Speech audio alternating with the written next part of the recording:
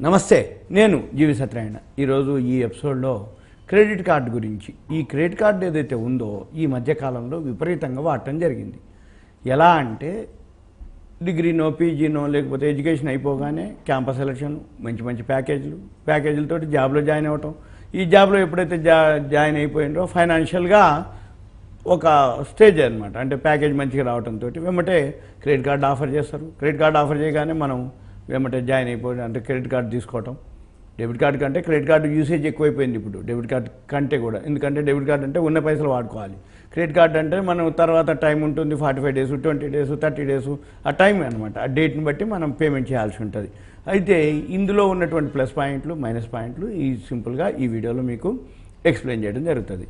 అయితే credit card ఉంది కదా అని మితిమీరిన వినియోగం అనేది కాదు మంచిగా. అంటే ఎందుకంటున్నంటే మితిమీరిన వినియోగం అనేది ఈ మధ్యకాలంలో పండగలు అనుకోండి, ఫెస్టివల్స్ అనుకోండి, లేకపోతే ఆఫర్లు అనుకోండి, కనపడగానే క్రెడిట్ కార్డు డెమరేయటం, గీకటం, మనకి ఇక తీసేసుకోవటం. అంటే ఏంది, అవసరం ఉన్నా అవసరం లేకపోయినా మనం బిల్ చేసుకోవటం, కొనుక్కోవటం, అది ఎక్కువ యూసేజ్ కిందకి వస్తుంది. అయితే ఎప్పుడైనా కానీ మనకి క్రెడిట్ కార్డు లిమిట్ ఏదైతే ఉందో దాంట్లో 50% లోపే వాడుకోవాలి. ఎందుకంటే ఏదైనా అత్యవసరం పడితే మళ్ళీ వాడుకోవటానికి కానీ, ఎక్కువ శాతం వాడితే మళ్ళీ మన యూసేజ్ ఏదైతే ఉందో మళ్ళీ తర్వాత దానికి ఉపయోగపడకపోవటం, ఇవన్నీ కూడా ఎక్కువ శాతం వాడితే ఏమిటంటే క్రెడిట్ స్కోర్ పైన మనకి ప్రతికూల ప్రభావం ఏర్పడుతుంది. తర్వాత లేదు తప్పదనుకుంటే తప్ప ఓవర్ లిమిట్ అనేది తీసుకోకూడదు. అయితే ఈ క్రెడిట్ కార్డు ఏదైతే యూజర్లు పెరిగిపోవడం జరిగింది. ఇప్పుడు ఉదాహరణకి ఈ ఏడాది మొన్న 2024 మార్చి నాటికి యాక్టివ్ కార్డులు 10 కోట్ల మార్కు దాటింది. 2029 వచ్చే 5 ఏళ్లలో ఈ 10 కోట్లు 20 కోట్లు అవుతాయని పీడబ్ల్యూసీ అంచనా. ఈ యూపీఐ అనమాట, ఏదైతే మనం డెబిట్ కార్డుల వినియోగం బాగా తగ్గిపోవడం జరిగింది. ఎవరైతే ఈ యూపీఐ ద్వారా కంటే కూడా క్రెడిట్ కార్డుల హవానే ఇప్పుడు ప్రజెంట్ ఎక్కువ జరగడం జరుగుతుంది. ఈ క్రెడిట్ కార్డుల వల్ల ఏంటిది, అరువుతోటి మనం క్రెడిట్ కార్డు అంటే ఏంది, అప్పు. క్రెడిట్ అంటే అప్పుతోటి మనం కొనుక్కోవటం, మనకి టైం ఇస్తారు. అయితే దీంట్లో ఏమవుతుంది, మన దగ్గర క్రెడిట్ కార్డు ఉంది కదా, ఇంకా టైం ఉంది కదా అని ఇష్టారీతిన వాడే వాళ్ళకి ఈ సిబిల్ స్కోర్ పడిపోవటం, తర్వాత ప్రాబ్లంలో పడవటం. దాని బదులు మనం ఏం చేయాలి, ఈ క్రెడిట్ స్కోర్ని ప్రభావితం చేయకుండా ఉండాలి అంటే మనము ఏదైతే అవసరం ఉందో అంత మేరకే తీసుకోవాలి. రెండోది, మనము ఏదైతే లిమిట్ ఉందో ఆ లిమిట్లో 30-40% అయితే నో ప్రాబ్లం, 50% వరకు ఓకే. ఇవి మనము క్రెడిట్ కార్డుని యూజ్ చేసుకోవాలి. అయితే ఇప్పుడు అంతా డిజిటల్ వచ్చినాయి కాబట్టి ఎక్కువ శాతం ఎక్కడ జరుగుతుంది అంటే ఈ డిజిటల్ అంటే ఎక్కడికన్నా వెళ్తారు షాపింగ్ కానీ ఎక్కడన్నా సరే, 100 రూపాయల్లో 1000 రూపాయల్లో మీరు అనుకుంటారు కొందామని, కానీ అక్కడికి పోయినాక 4000-5000 బిల్ అయిపోద్ది. అందుకని క్రెడిట్ కార్డు ఉంది కాబట్టి స్వైప్ చేసేస్తారు. ఇక్కడ ఎక్కువ శాతం ఈ షాపింగ్లలోనే అవసరం కంటే అనవసరపు ఖర్చులు ఎక్కువ చేస్తారు అనేది అధ్యయనాల్లో వెల్లడించడం జరిగింది. అయిన తర్వాత వీటితో పాటు మన లైఫ్ స్పాన్ అంటే జీవనశైలి ఖర్చులు కూడా బాగా పెరిగిపోవటం, స్వైపింగ్ ఎక్కువ అయిపోవటం, ఏది ఈ క్రెడిట్ కార్డులో స్వైపింగు. అందుకని ఆఫర్లు రావటం, ఈ ఆఫర్లతోటి మనం ఇష్టం వచ్చినట్టుగా మనం కొనుక్కోవటం, ఇక కార్డు ఉంది కదా అని చెప్పేసి, ఇంకా టైం ఉంది కదా అని చెప్పేసి అంటాం. కానీ పేమెంట్ చేసే టైంకి అప్పుడు మనం కనుక చేయకపోతే క్రెడిట్ స్కోరు భారీగా పడుతుంది. అది అనమాట. అంటే మన క్రెడిట్ లిమిట్ ఏదైతే ఉందో ఎక్కువ శాతం ఎప్పుడైనా కానీ మనము మన క్రెడిట్ లిమిట్లోనే కనుక అంటే తక్కువలో కనుక తీసుకుంటే మనకు వడ్డీ భారం పడదు. రెండోది, బ్యాంకులో కూడా బ్యాలెన్స్ ఉంచాలి. ఏది, అది క్రెడిట్ కార్డు వచ్చే టైంకి. దాంతో ఈ బ్యాంకులు కానీ ఎన్బిఎఫ్సీలు కానీ ఏవైతే ఇస్తారో ఫస్ట్ తక్కువ లిమిట్ తోటే ఇస్తారు. ఎవరికైతే క్రెడిట్ కార్డు ఇష్యూ చేస్తారో తక్కువ లిమిట్ తోటే, కానీ మనం పేమెంట్ చేసేదాన్ని బట్టి మనకేం చేస్తారు, ఆ లిమిట్ని ఇంక్రీజ్ చేస్తారు. అయితే ఈ క్రెడిట్ కార్డులు ఏవైతే వినియోగం ఉందో జనరల్గా అయితే 1,00,000 వరకు ఉంటుంది అనమాట. అనుకోండి, ఉదాహరణకి 1,00,000 ఉంది అనుకోండి. అయితే 1,00,000 వరకు మనం వాడుకోవచ్చు. అయితే ఈ 1,00,000ని మనం ఒక్క నెలలోనే 90% వాడినాం అనుకోండి, దాన్ని సియూఆర్ అంటే ఎంతవరకు యూజ్ చేయాల్సిన దాంట్లో 90% వాడేసినట్టు అనమాట. అది దాంతో క్రెడిట్ స్కోరు తగ్గిపోయే అవకాశాలు ఉంటాయి. అందుకని ఎక్కువ శాతం అత్యవసర పరిస్థితులు అయితే తప్ప ఈ సియూఆర్ దాటి చేయకూడదనమాట. అది కూడా అరుదుగా ఉండాలి. ఈ ఏదైతే యూసేజ్ ఉందో 30% మించకుండా కనుక చూసుకుంటే ఓకే, మంచిదే. ఈ బకాయి కూడా మొత్తం మళ్ళీ ఏం చేయాలి, పూర్తిగా మనం ఆ గడువు లోపల చెల్లించాలి. అంటే గడువు లోపల బ్యాంకుల అకౌంట్లో ఉండాలి. దాంతో మన క్రెడిట్ స్కోరు ఏదైతే ఉందో అది మామూలుగా అవ్వటం, మెరుగవటం, తర్వాత ఈ క్రెడిట్ ఏదైతే స్కోర్ ఉందో దాన్ని లిమిట్ని కూడా ఇంక్రీజ్ చేసుకుంటూ పోవటం, అయితే రుణాలకు ఏవైతే ఇక తక్కువ వడ్డీ రేటుకి కూడా దొరుకుతాయి. అంటే టైమ్లీ పేమెంట్ చేస్తుంటే సిబిల్ స్కోర్ పడకుండా కనుక మనం చూసుకోగలిగితే మనకి వడ్డీ రేటు కూడా తక్కువకు దొరుకుతాయి అన్నమాట అని ఇప్పుడు ఆయన Bazaar CEO, BankBazaar CEO Adil Shetty సూచించడం జరిగింది.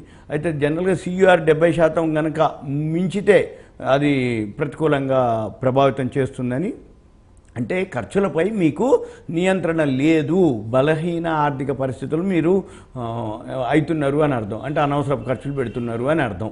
అయిన తర్వాత మళ్ళీ ఈ క్రెడిట్ కార్డు ఏదైతే రిమార్క్స్ ఉన్నాయో మనము ఎక్కువ శాతం ఎప్పుడైనా కానీ ఈ పేమెంట్స్ ఏదైతే ఉందో అవి కూడా మన క్రెడిట్ కార్డు మీద ఎఫెక్ట్ చూపిస్తుంది. అంటే మెరుగైనటువంటి క్రెడిట్ స్కోర్ కావాలి అంటే మనం ఏం చేయాలి, టైంకి పేమెంట్ చేయాలి.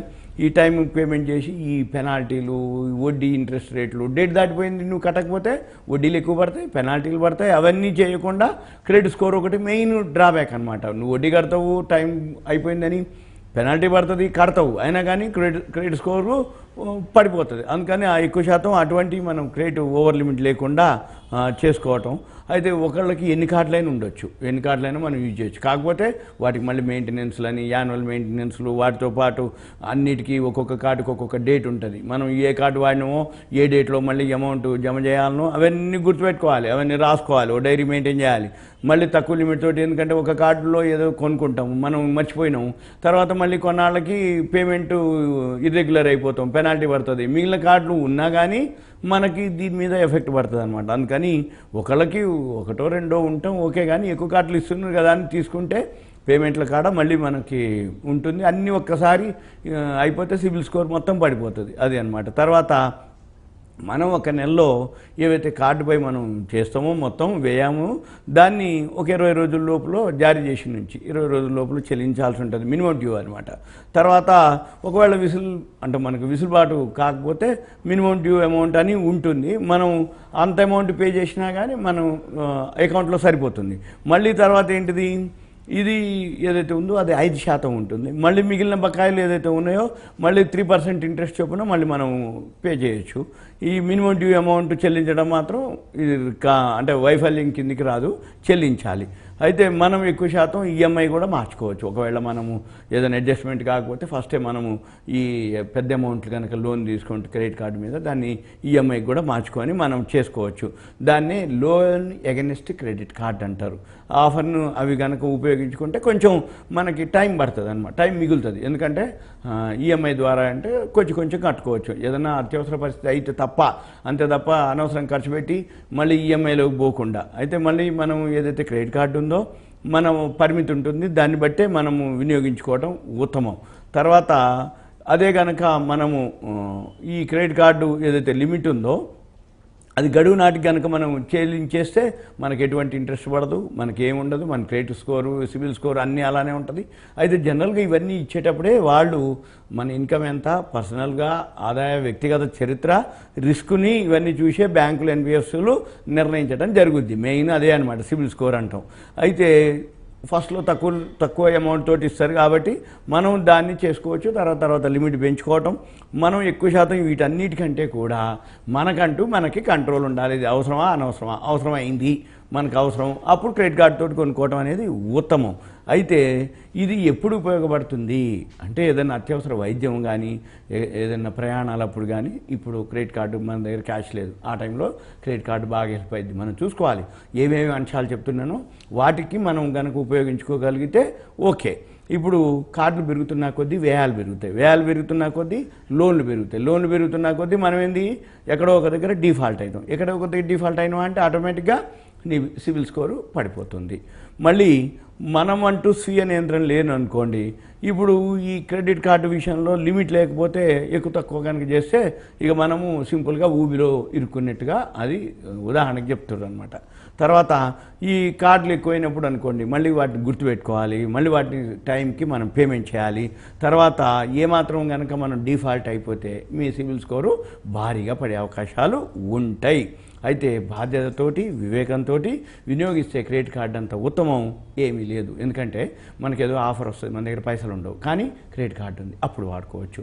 లేదు ముందే ప్రీ ప్లాన్గా, అంటే ఉదాహరణకి ఇప్పుడు మనం డిసెంబర్ ఉన్నాం, ఇప్పుడు రేపు క్రిస్మస్ అని, జనవరి అని, న్యూ ఇయర్ అని ఆఫర్లు వస్తాయి. మనం ఏదైతే కొందలుచుకునో, ఏదైతే అవసరం ఉందో ఆ ఆఫర్ల కోసానికి క్రెడిట్ కార్డు వాడుకోవచ్చు. కొంత ఫండ్ పెట్టుకోవాలి, క్రెడిట్ కార్డు వాడుకున్నాం అనుకోండి, అప్పుడు మనకి ఇబ్బంది ఉండదు. అంతే తప్ప మనం కనుక అట్లాంటి కనుక ఆఫర్లు మనం కనుక చేస్తే రివార్డులు కూడా వస్తాయి అన్నమాట. మనం కనుక క్రెడిట్ స్కోర్ని కూడా ఇంకా పెంచుకునేది అవకాశాలు ఉంటాయి. ఇవన్నీ కూడా మీకు ఒక awareness, education, information, knowledge purpose మాత్రమే. ఇంకా మీకు ఏదైనా డౌట్స్ ఉన్నాయంటే మీరేం చేయాలి అంటే కాల్ చేయొద్దు దయచేసి. మీ పేరు, ఊరు, వాట్సాప్ మెసేజ్ పెట్టండి. కంటెంట్ కూడా మెసేజ్ పెడితే వీళ్ళు చూసుకొని మనం ఎక్స్ప్లెయిన్ చేయడానికి వీలవుతుంది. ఓకే, థ్యాంక్ యూ, సెలవు.